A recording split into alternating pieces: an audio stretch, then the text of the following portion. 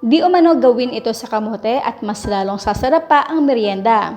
Napakadaling gawin, hindi na kailangan pang i-bake at pwede pang negosyo.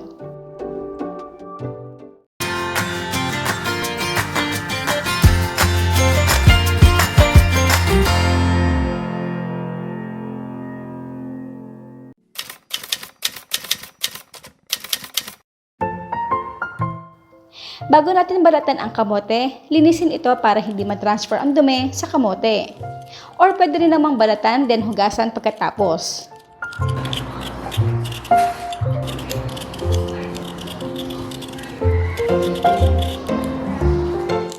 Hiwain ito ng maliliit para madali itong maluto mamaya.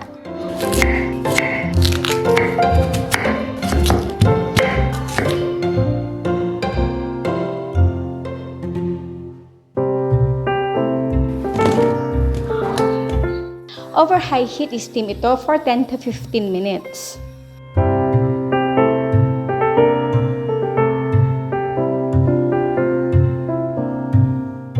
Durugin ito, then set this aside.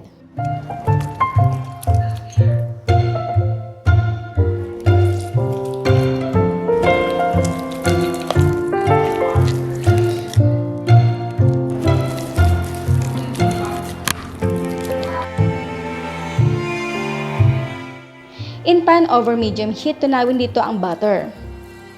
Isunod dito ang coconut milk, condensed milk,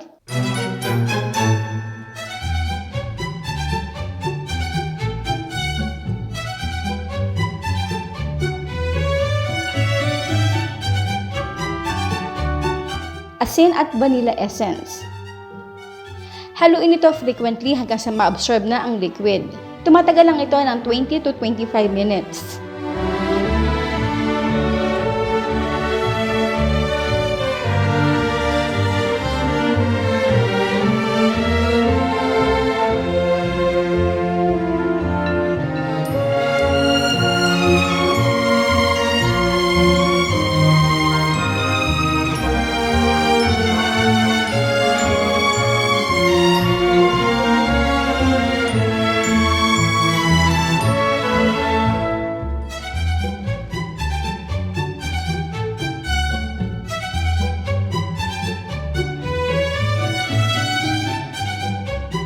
Meron ako ditong 17 cm square pan, pinahidan ko ito ng mantikilya. I-transfer dito ang kamote mixture.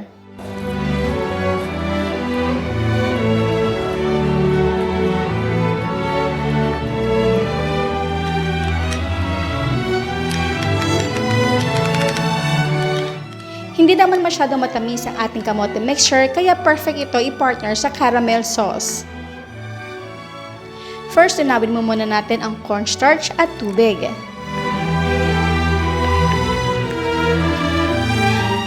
Sa pan over medium heat, i-caramelize natin ang asukal.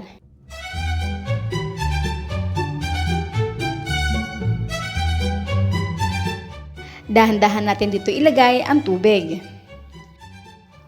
Kapag nagbalblanda ito, isunod na natin ang cornstarch water mixture. Pakuluan lang ito ng 2 minutes.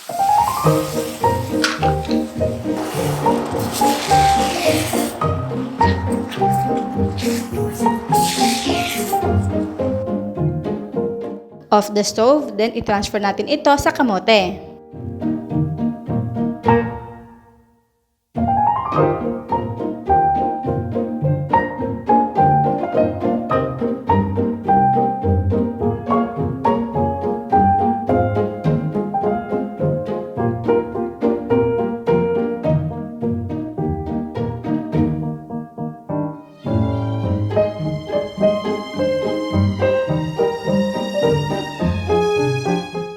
Let it rest for 1 hour, then ilagay ito sa ref.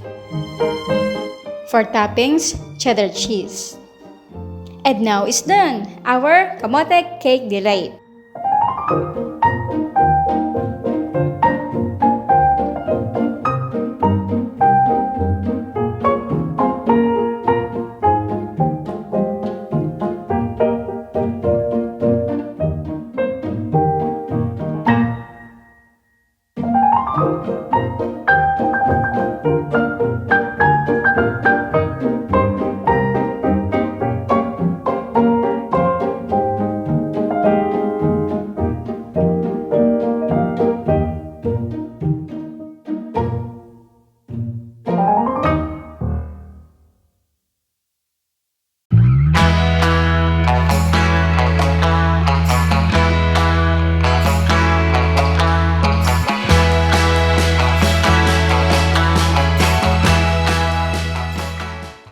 Kain po tayo!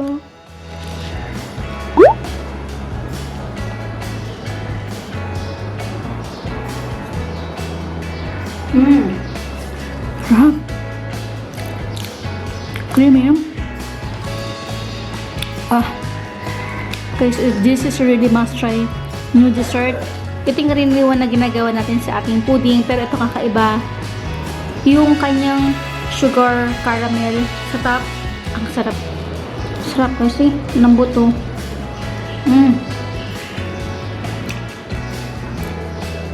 Yung kamote, hindi ko siya masyadong tinamisan kasi alam naman natin na may natural na tamis na siya.